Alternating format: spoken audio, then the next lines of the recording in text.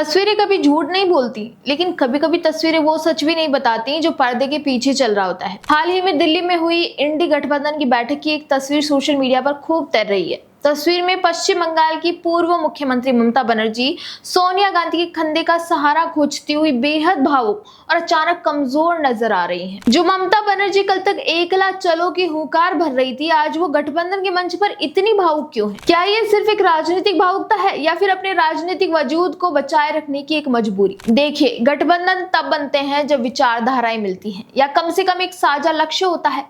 लेकिन यहाँ कहानी कुछ और ही है। इंडिया अलायंस बनाता खुद का वजूद बनाए रखने के लिए। जमीनी हकीकत से दूर ये पार्टियां सिर्फ मोदी विरोध में एक साथ आई, न विजन न ही काम। अभी इस लेटेस्ट मीटिंग को ही देख लीजिए। गठबंधन में शामिल दक्षिणी स्तंभ डीएमके ने इस बैठक का बायकॉट कर दिया। डीएमके के वरिष्ठ नेता टीकेएस ने साफ कह दिया कि हम अब इंडी ब्लॉक में नहीं है और इसीलिए हम बैठक में नहीं जा रहे। कारण था तमिलनाडु विधानसभा चुनाव के बाद कांग्रेस ने दशकों पुराना डीएमके के साथ गठबंधन तोड़कर अभिनेता विजय की नई पार्टी टीवीके का दामन थाम लिया और डीएमके ने इसे धोखा बताया। यह वही कांग्रेस है जो इंडी गठबंधन की अनौपचारिक नेता है, यानी घर का मुखिया ही घर तोड़ रहा है और ऊपर से एकता की बात भी कर रहा है। पहले अलायंस से दूर दूर रहने वाली ममता बनर्जी इस बैठक में इसीलिए आई क्योंकि 2026 के पश्चिम बंगाल विधानसभा चुनाव में उनकी पार्टी तो हारी ही, वे खुद भवानीपुर सीट हार गई। यहाँ तक कि उनकी पार्टी टीएमसी के अंदर विद्रोह शुरू हो गया है। कई विधायक और सांसदों ने पार्टी लीडरशिप के खिलाफ खुलकर बोलना शुरू कर दिया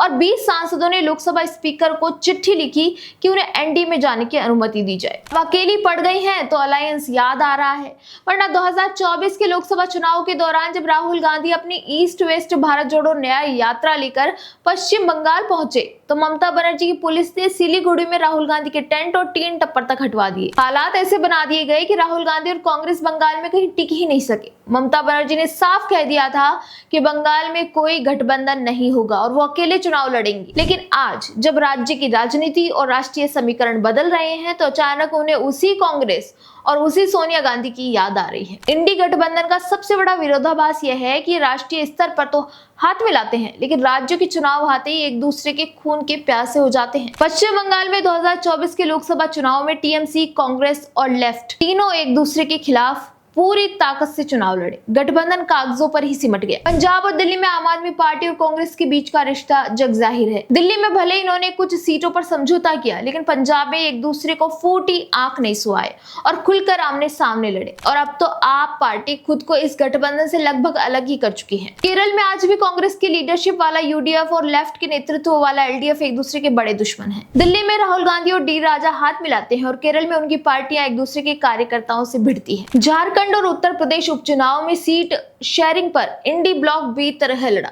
एसपी ने यूपी में कांग्रेस को सिर्फ 2 सीटें दी, कांग्रेस से कहा हम नहीं लड़ेंगे। बिहार विधानसभा चुनाव 2025 में आरजेडी और कांग्रेस की बीच सीट शेयरिंग की बातचीत इतनी कड़ी हो गई कि दोनों पार्टियां एक दूसरे पर कीचड़ उछालने लगी। जब आप हर राज्य में एक दूसरे के खिलाफ चुनाव लड़ रहे हैं तो आप जनता को ये कैसे समझा सकते हैं कि आप एक साथ हैं? इस गठबंधन की सबसे बड़ी कमजोरी इनकी वर्किंग स्टाइल है। ये गठबंधन मुद्दों पर नहीं बल्कि मोदी विरोध के एक सूत्रीय एजेंडे पर टिका है। जब आपके पास देश के लिए कोई साझा विजन या विचारधारा नहीं होती तो बिखराव तय है। पिछली बैठकों से लेकर इस हालिया बैठक तक का सफर देखिए। बैठकों में बड़े बड़े लंच होते हैं, चाय की चुस्कियां ली जाती है और आखिरी में एक साझा प्रेस कॉन्फ्रेंस करके मुस्कुराती हुई तस्वीरें खिंचा ली जाती हैं। लेकिन जैसे ही सीटों के बंटवारे या लीडरशिप की बात आती है, सब अपने अपने कोनों में जा छिपते हैं। इस बार की बैठक को ही देख लीजिए। उद्धव ठाकरे इस बैठक में शामिल नहीं हुए। आम आदमी पार्टी ने दूरी बना ली।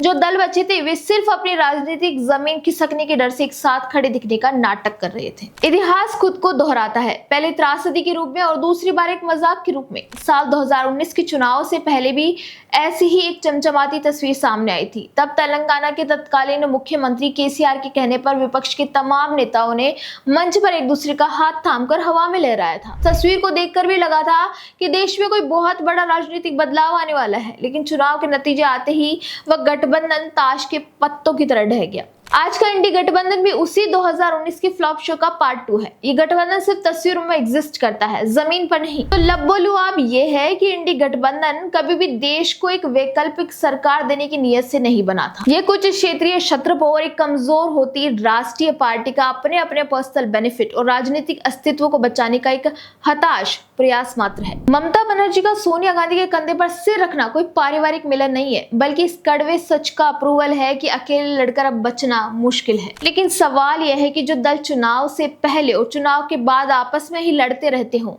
क्या देश की जनता कभी उन पर भरोसा कर पाएगी, या फिर ये गठबंधन इतिहास के पन्नों में सिर्फ एक तस्वीर खिंचाओ अभियान बनकर रह जाएगा? आप इस बारे में क्या सोचते हैं? कमेंट सेक्शन में अपनी राय जरूर दीजिएगा। साथ ही लाइक शेयर सब्सक्राइब करना ना भूलें।